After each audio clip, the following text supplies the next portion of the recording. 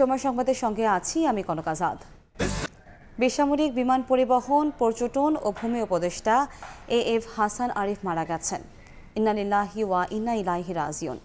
বিকেল ৩টা ১০ তিনি শেষ নিঃশ্বাস ত্যাগ করেন। তার বয়স হয়েছিল ৮৩ বছর।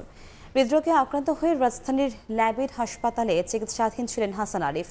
গত ৮ আগস্ট অন্তর্বর্তীকালীন সরকারের উপদেষ্টার হিসেবে শপথ নেন হাসান আরিফ। ২০০১ থেকে ২০০৫ সালের ২৮ এপ্রিল পর্যন্ত অ্যাটর্নি জেনারেলের দায়িত্ব পালন করেন তিনি। এছাড়া ফখরুদ্দিন আহমেদের নেতৃত্বে তত্ত্বাবধায়ক সরকারের আইন, বিচার ও সংসদ বিষয়ক মন্ত্রণালয়, ভূমি এবং ধর্ম মন্ত্রণালয় বিষয়ক উপদেষ্টা হিসেবে দায়িত্ব পালন করেন হাসান আরিফ। সেটাও তুমি জানতে চেয়েছো, এটা আমি আমরা এখন প্রিসাইজলি ফোকাসড আছি তাকসিমের।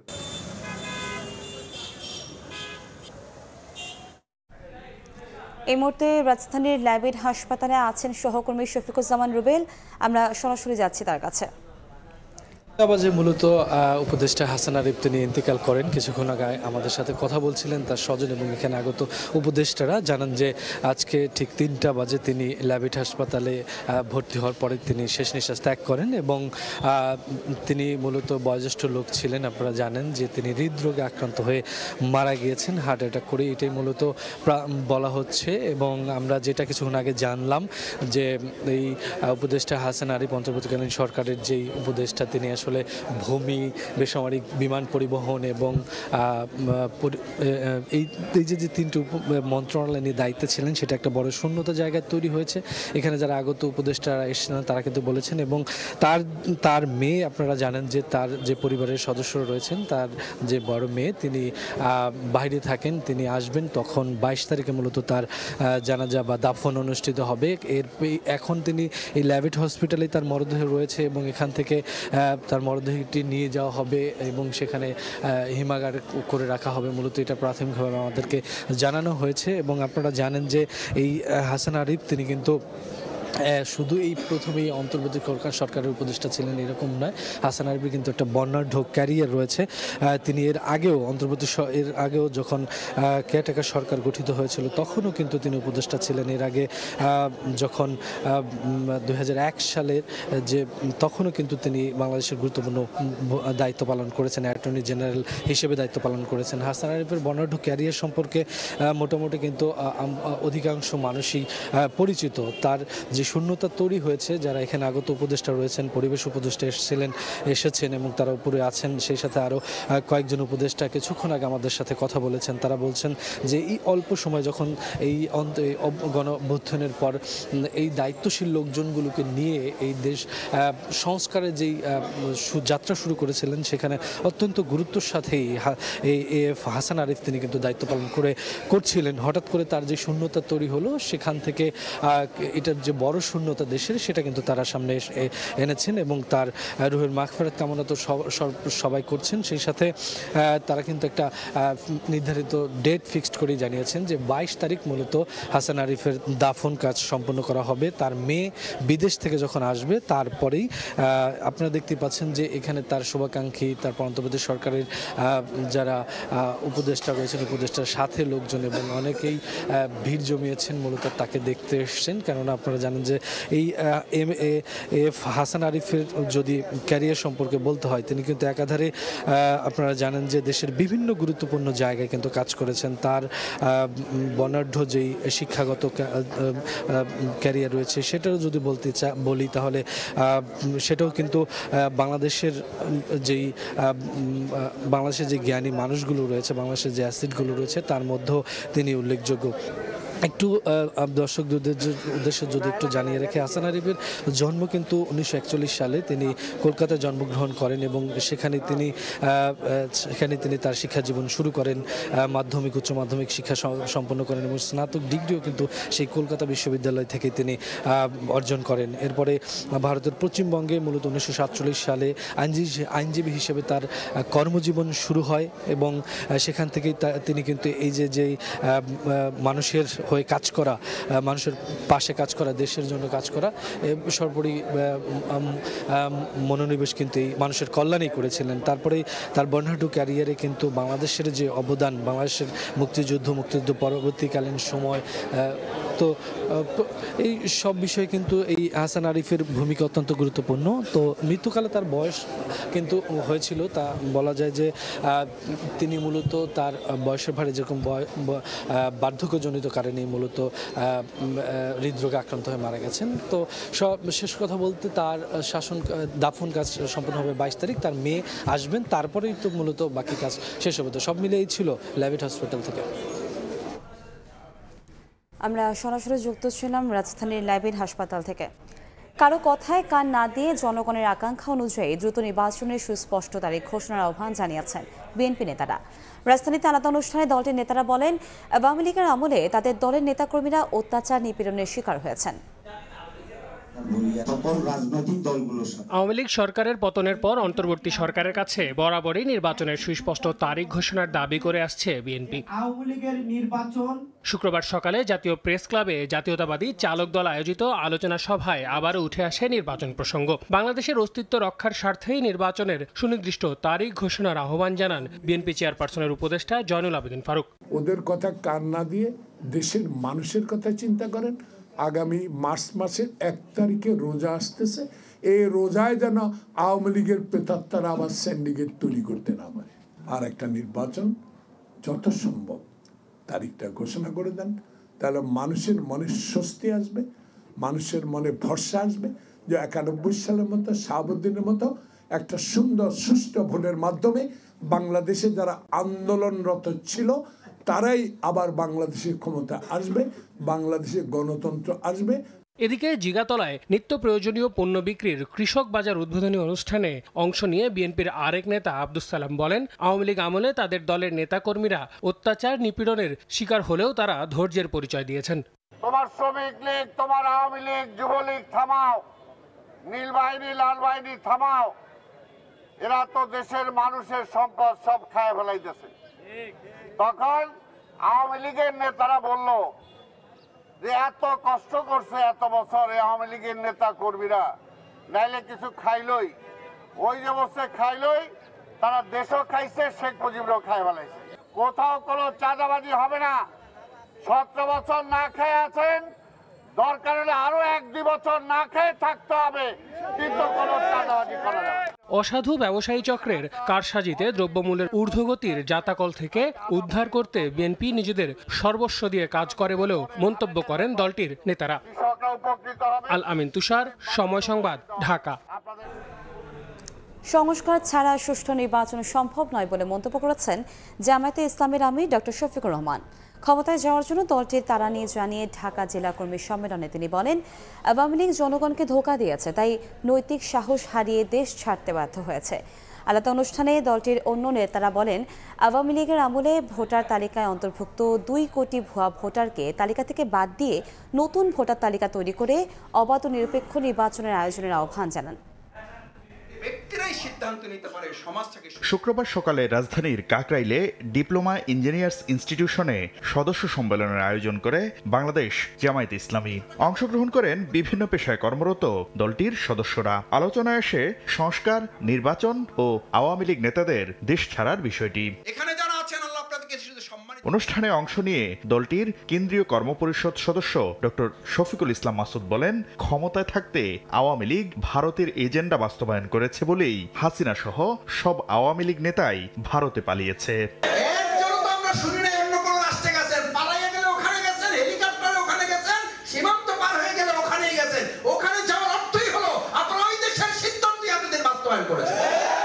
স্বচ্ছ ও নতুন ভোটার তালিকা তৈরি করে অবাধ ও নিরপেক্ষ নির্বাচন আয়োজনের আহ্বান জানান দলটির সহকারী সেক্রেটারি জেনারেল রফিকুল ইসলাম খান। নিরপেক্ষ নির্বাচনের জন্য প্রধান শর্তই হলো ভোটার তালিকা স্বচ্ছ হইতে হবে। গত সরকারের সময়ে প্রায় 2 কোটি ভুয়া ভোটার বানানো হয়েছে, এদেরকে তালিকা থেকে বাদ দিতে হবে। এদিকে সকালে কেরানীগঞ্জে ঢাকা জেলা জামায়াতের কর্মী সম্মেলনে প্রধান অতিথির বক্তব্য রাখেন দলটির আমির ডাক্তার শফিকুর রহমান। বলেন, আওয়ামী লীগ জনগণকে ধোঁকা দিয়েছে, তাই নৈতিক সাহস না থাকায় পতিত সরকার দেশ ছাড়তে বাধ্য হয়েছে। যারা শেষ দিন পর্যন্ত ক্ষমতার মানুষ খুন করার হুকুম দিয়েছে, মানুষ খুন করেছে, তারা প্রমাণ করেছে তারা দেশকেও ভালোবাসে না, জনগণকেও ভালোবাসে, তারা শুধু গদিকে ভালোবাসে। লুটপাটকে ভালোবাসে। ক্ষমতায় যাওয়ার জন্য জামায়াতের তাড়া নেই জানিয়ে আমির বলেন, সংস্কার ছাড়া সুষ্ঠু নির্বাচন সম্ভব নয়। 17.5 বছরে যে জঞ্জাল সৃষ্টি হয়েছে, এই জঞ্জালের কতিপয় দিক এমন আছে যে এটা পরিচ্ছন্ন না করলে একটা সুষ্ঠু নির্বাচন কোনোভাবেই সম্ভব নয়।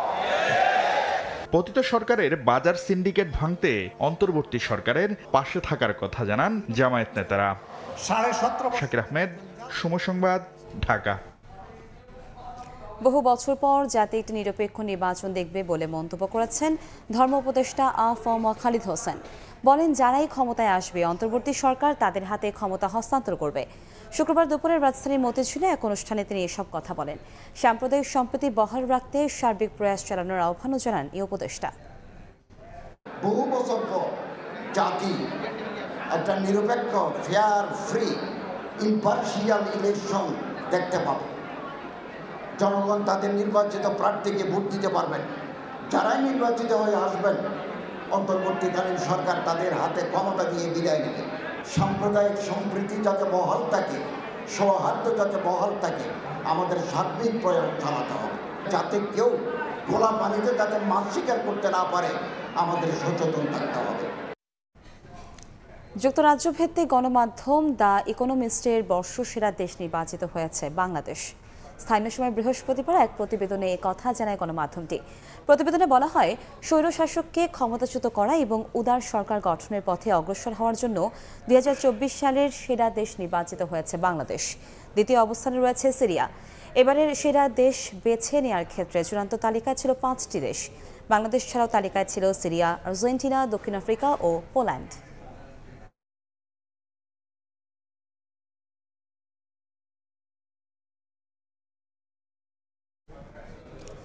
অভ্যুত্থানে গণহত্যার বিচার করতে না পারলে তা হবে অন্তর্বর্তী সরকারের বড় ব্যর্থতা।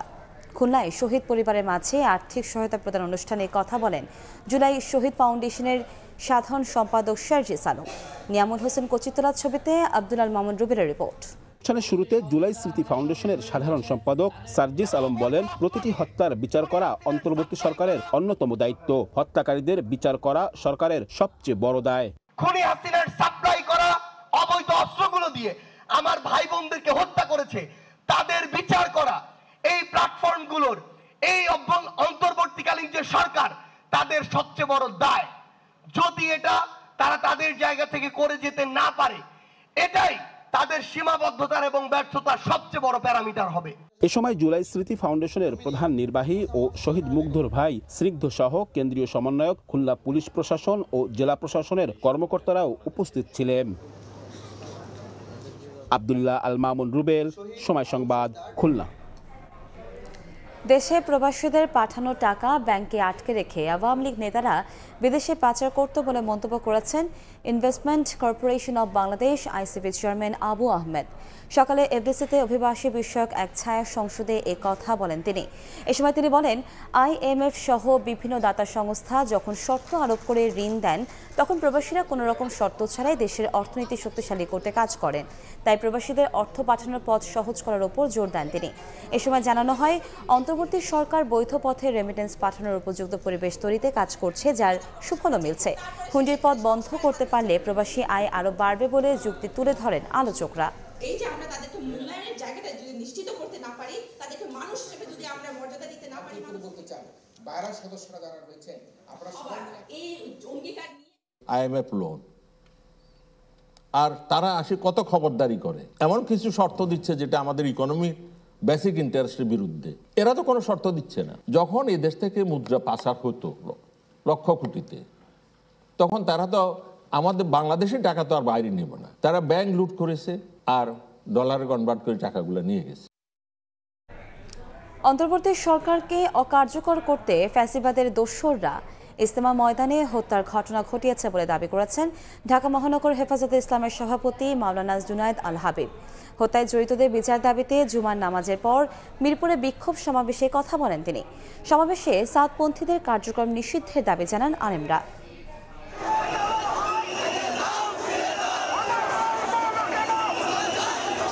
টঙ্গীর ইজতেমা ময়দানে হত্যাকাণ্ডের বিচারের দাবিতে জুমার নামাজের পর মিরপুর 1 নম্বরে জড়ো হতে থাকেন মুসল্লিরা। খণ্ড খণ্ড মিছিল নিয়ে অংশ নেন বিভিন্ন মাদ্রাসার শিক্ষক, শিক্ষার্থী সহ সাধারণ মানুষ। সমাবেশে সন্ত্রাসী কর্মকাণ্ডের দায়ে সাদপন্থীদের নিষিদ্ধের দাবি জানান জুবায়েরপন্থীরা। সন্ত্রাসী এই তাবলীগ নামের লীগের যে সন্ত্রাসী দল, তাদেরকে কোনো মসজিদে কার্যক্রম করার সুযোগ দেওয়া হবে না। সরকারকে বলতে চাই, অনতি বিলম্বে যারা দায়ী, যারা দোষী, যাদের বিরুদ্ধে মামলা হয়েছে তাদেরকে গ্রেফতার করতে হবে। ঢাকা মহানগর হেফাজতে ইসলামের সভাপতি মাওলানা জুনায়েদ আল হাবিব বলেন, অন্তর্বর্তী সরকারকে অকার্যকর করতে পরিকল্পিতভাবে এই হত্যাকাণ্ড ঘটানো হয়েছে। ভারতের প্ররোচনায় বর্তমান অন্তর্বর্তীকালীন সরকারকে অকার্যকর করার জন্য, চ্যালেঞ্জের সম্মুখীন করার জন্য এই কাজটি ঘটাইছে। যাদেরকে গ্রেফতার করা হয়েছে, যাদেরকে গ্রেফতার হবে, তাদেরকে রিমান্ডে নিয়ে জিজ্ঞাসাবাদ করতে হবে। একই দাবিতে চট্টগ্রামের আন্দরকিল্লা জামে মসজিদ প্রাঙ্গণ, গোপালগঞ্জের লঞ্চঘাট গোল চত্বরে সমাবেশ করেছেন আলেমরা। এদিকে টঙ্গীতে সংঘর্ষ ও হত্যার ঘটনায় মামলার পর বৃহস্পতিবার রাতে সাদপন্থী নেতা মোয়াজ বিন নূরকে গ্রেফতার করে টঙ্গী পশ্চিম থানা পুলিশ। গত মঙ্গলবার গভীর রাতে ইজতেমা ময়দানে বিবাদমান দুই গ্রুপের সংঘর্ষে নিহত হন তাবলিগ জামায়াতের 4 জন সাথী। হাসান ওয়ালি, সময় সংবাদ। বাংলাদেশ থেকে বিপুল পরিমাণ অর্থ পাচার ও আত্মসাতের মামলায় জামিন পেয়েছেন বিতর্কিত ব্যবসায়ী পিকে হালদার। স্থানীয় সময় বৃহস্পতিবার ভারতের কলকাতা নগর ও দায়রা আদালতের বিচারক 10 লাখ টাকার বন্ডের বিনিময়ে পিকে হালদার ও তার 3 সহযোগীর জামিন মঞ্জুর করেন। তবে মামলা চলাকালীন তাদের হাজিরা দেওয়ার পাশাপাশি দেশ ত্যাগ না করার শর্ত দেন বিচারক। এর আগে 27 নভেম্বর তার আরও 2 সহযোগী ইমন ও শর্মী হালদার জামিন পান। 2022 সালের 13ই মে কলকাতার অদূরে বৈদিক ভিলেজ থেকে গ্রেফতার হন পিকে হালদার।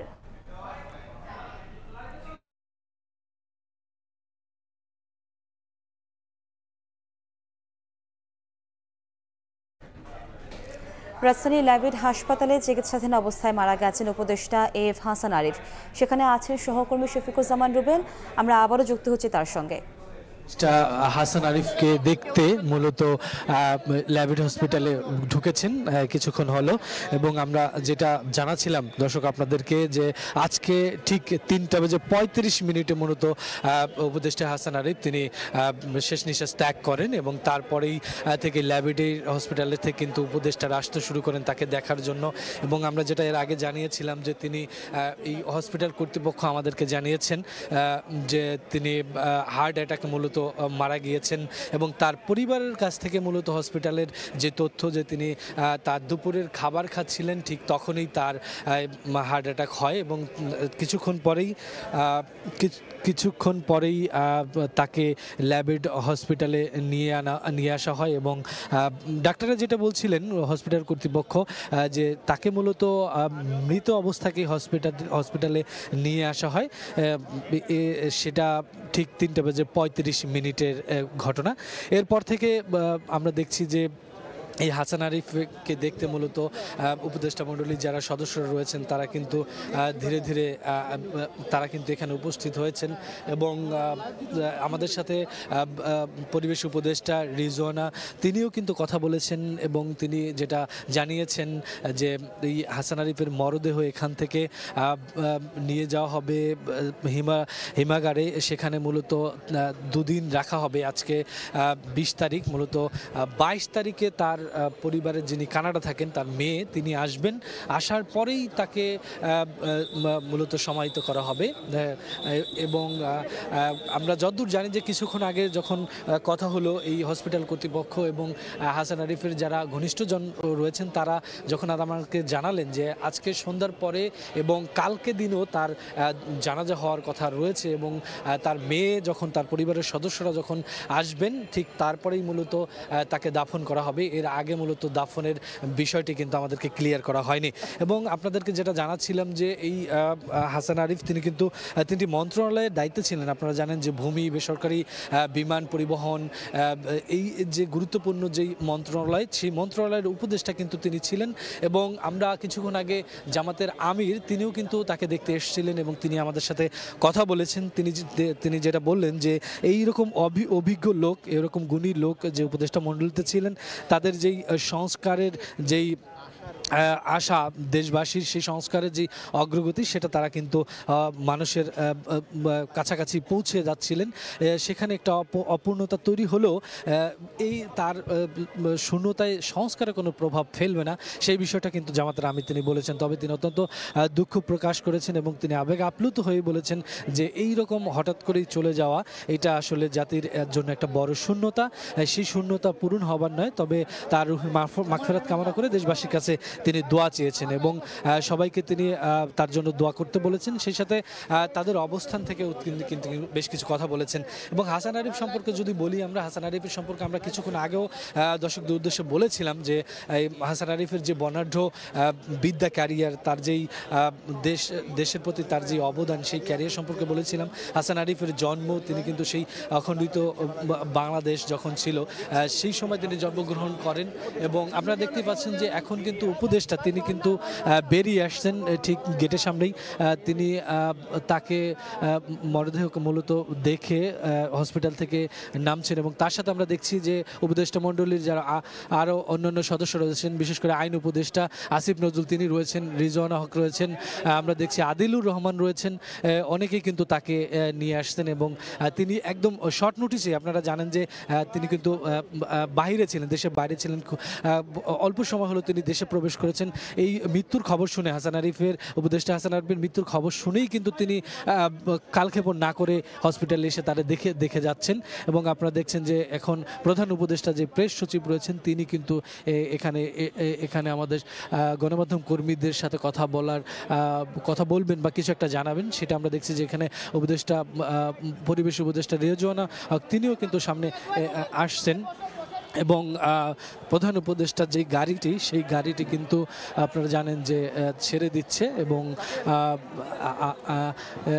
তিনি খুব বেশি সময় এখানে স্থির ছিলেন। আপনারা জানেন যে তার আশা ঘিরে কিন্তু আমরা দেখেছি যে এখানে নিরাপত্তার চাদরে যেরকম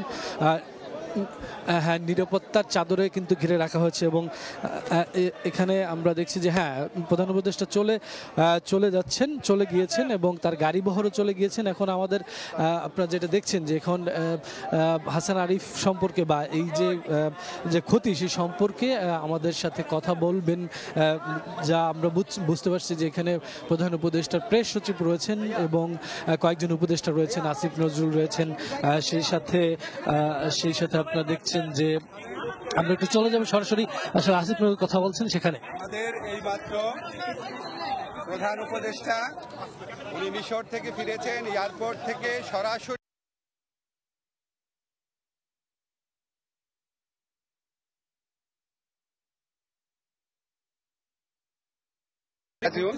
তো উনার জানাজার ব্যাপারটা এবং দাফনের ব্যাপারটা আমি রিজওয়ানাকে অনুরোধ করছি আপনাদের খুলে বলবেন। আজকে বাদ এশা ওনার জানাজা হবে ধানমন্ডি 7 মসজিদের, যেখানে মসজিদটা আছে 7 নম্বর রোডে, সেখানে। তারপরে ওনাকে রাখা হবে ওনার বাসাতেই। আগামীকাল সকাল 11টায় হাইকোর্ট প্রাঙ্গণে ওনার দ্বিতীয় জানাজাটা হবে। তারপরে ওখানে মিরপুর বুদ্ধিজীবীতে দাফন করা হবে। আপনাদের একটা জিনিস ক্লিয়ারিফাই করি, 7 নাম্বার মসজিদ ধানমন্ডি 7 নাম্বার মসজিদ বাদ এশা প্রথম জানাজা হবে। আমাদের আদিলুর রহমান ভাই আছে, আমাদের আসিফ আছে উপদেষ্টা, আরও অনেকে আছে এখানে, আমাদের আকিজ বশির ভাই আছে। আমরা সবাই এখান থেকে সরাসরি ধানমন্ডি 7 নাম্বার মসজিদে যাব। জি, কথা হয়েছে। ওনার ছেলে, ওনার স্ত্রী, ওনার ভাগনা সবাই এখানে আছেন। ওনার মেয়ে থাকে বিদেশে, সে ফিরবে, কিন্তু তার জন্য আগে কথা ছিল অপেক্ষা করা হবে, এখন আর অপেক্ষা করা হচ্ছে। দাফনটা কবে হচ্ছে? দাফনটা আগামীকাল হচ্ছে, বাদ জোহর মিরপুর বুদ্ধিজীবী। আমাদের তো আর আজকের সহকর্মী না, আমাদের তো সেই কোর্টের যত বছর কোর্টের বারান্দায় হাঁটি তত বছরের সহকর্মী। আমার অনেক স্মৃতি, কারণ আমি যে প্রতিষ্ঠানে আগে কাজ করতাম সেটার অনেক মামলা উনি করেছেন। আমি মনে করি আইন অঙ্গনে এমন সজ্জন, বিদ্বান, ভদ্র, প্রাজ্ঞ একজন আইনজীবী খুঁজে পাওয়া আসলেই দুষ্কর। একটা হাসান আরিফ স্যারের মৃত্যু মানে হচ্ছে আইনজীবী হিসেবে একজন প্রতিষ্ঠান চলে যাওয়া। দোয়া করবেন সবাই। সরকারের গুরুত্বপূর্ণ একজন উপদেষ্টা ছিলেন, মানে বাকিটা পরে। আজকে আপনাদের একটা কথা বলি, উনি উপদেষ্টা পরিষদের সদস্য হিসাবে আমাদের সবচেয়ে অ্যাক্টিভ, সবচেয়ে উদ্যোগী উপদেষ্টাদের একজন ছিলেন। জাস্ট 4 দিন আগে যখন ইস্তিমুরের প্রেসিডেন্ট এসেছিলেন, উনি স্যারের সাথে টেবিলে বসেছিলেন। স্যার ভিতরে গিয়ে বলছিল যে কত উচ্ছল, আনন্দময়, প্রাণবন্ত মানুষ ছিলেন। আমাদের আজকে আর বেশি কিছু বলার নাই, আপনারা সবাই স্যারের জন্য দোয়া করবেন। উনি অত্যন্ত ভালো একজন মানুষ ছিলেন। ধন্যবাদ। ধন্যবাদ। জি, আপনারা শুনছিলেন আসলে উপদেষ্টা মণ্ডল যারা সদস্য রয়েছেন, বিশেষ করে আইন উপদেষ্টা এবং পরিবেশ উপদেষ্টা, তিনি কিন্তু কথা বলেন, এবং প্রেস সচিব তিনিও কথা বলবেন। আপনারা দেখছেন প্রেস সচিব কথা, আমরা প্রেস সচিব যিনি প্রধান উপদেষ্টা প্রেস সচিব রয়েছেন তিনিও কিন্তু কথা বলবেন। এবং কিছুক্ষণ আসলে আমরা সরাসরি আসলে চলে যাবো যে প্রেস সচিব কথা বলেন, কারণ এই কিছুক্ষণ আগে কিন্তু যিনি আইন উপদেষ্টা এবং পরিবেশ উপদেষ্টা তিনি জানিয়েছেন যে সন্ধ্যা এশার নামাজের পরে তারা আসলে হ্যাঁ প্রেস সচিব কথা বলছেন, আমরা সরাসরি সেখানে চলে যাবো। মাননীয় প্রধান উপদেষ্টাকে নিয়ে আপনি জানেন এমিরাটসের যে ফ্লাইটটা যখনই ঢাকায় টাচ করলো তখনই আমরা সংবাদটা পেলাম যে মাননীয় উপদেষ্টা হাসান আলী সাহেব মারা গেছেন। উনি খুবই ডিপলি শকড হয়েছেন, স্যাডেন্ড হয়েছেন, এবং উনি তখনই আমাদেরকে বললেন যে এটা উনি নেমে বললেন যে আমি এখনই হাসপাতালে যাব, এবং ওইখান থেকে উনি আমরা কোনো প্রস্তুতি ছাড়াই, কোনো ধরনের কোনো ইয়ে ছাড়াই আমরা সরাসরি এখানে এসে পড়ছি। আপনারা দেখেছেন স্যার খুব শকড হয়েছেন। তো উনি ওনার একটা কন্ডোলেন্স মেসেজ একটু পরেই এখনই আমরা দিচ্ছি।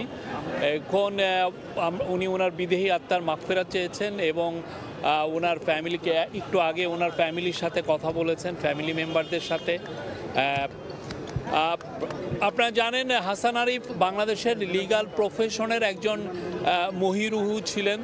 বাংলাদেশের অনেক লিগাল অ্যাক্টিভিজম যেগুলো আপনার ডিসেন্টিং ভয়েসগুলো বা ডিসিডেন্টদেরকে উনি ডিফেন্ড করেছেন, বাংলাদেশের মার্জিনালাইজ কমিউনিটির সাথে উনি দাঁড়িয়েছেন। ওনার এদের লিগাল অ্যাক্টিভিজমের ওনার যে ল প্রফেশনের যে ওনার যে মানুষের প্রতি যে দরদ, এটা অনেক পুরনো, এবং এটা উনি অনেক বছর ধরে করছেন। তা এখন এমনও আছে যে উনি অনেকের মামলা লড়ে দিয়েছেন উইদাউট এনি ফিজ, এবং উনি খুবই ডিপলি কমিটেড সোশ্যাল ওয়ার্কার ছিলেন। অনেক কজে ওনার ইনভলভমেন্ট ছিল। আর আমি বলতে পারি যে গত 4 মাস এই ইন্টারিম গভর্নমেন্টে উনি ছিলেন একজন আমি ক্যাবিনেট মিটিংগুলো দেখেছি, উনি প্রত্যেকটা ডিবেটে খুবই পার্টিসিপেট করতেন, প্রত্যেক বিষয়ে ওনার সুচিন্তিত মতামত উনি দিতেন। উনি was a rock in the cabinet, আমি বলবো।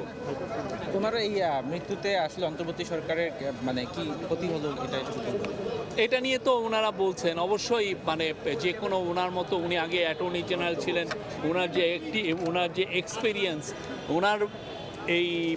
ওনার চলে যাওয়া তো এখানে ওইটা পূরণ হওয়াটা তো খুবই টাফ, ঠিক না?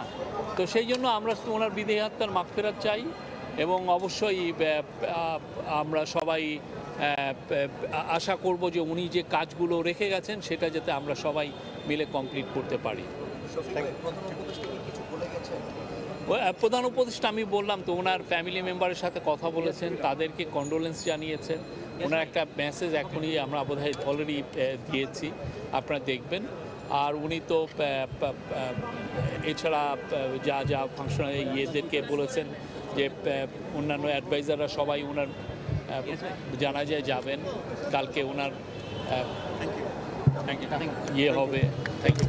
শুনছিলেন আসলে প্রধান উপদেষ্টা প্রেস সচিব তিনি জানাচ্ছিলেন সব মিলিয়ে আজকে বাদ এশা মূলত তার জানাজা অনুষ্ঠিত হবে ধানমন্ডি 7 মসজিদে। এরপরেই মূলত কালকেও তার একটি জানাজা হবে এবং তার পরিবারের সদস্যরা আসার পরেই তার দাফন কাজ সম্পন্ন হবে। সব মিলিয়ে ল্যাবেড হসপিটাল থেকে এই ছিল এই মুহূর্তে। রাজধানীর ল্যাবেড হাসপাতালে চিকিৎসাধীন অবস্থায় মারা গেছেন উপদেষ্টা এফ হাসান আরিফ। আমরা সরাসরি যুক্ত ছিলাম সেখান থেকে। এই ছিল সময় সংবাদে, সঙ্গে থাকুন সময়ের।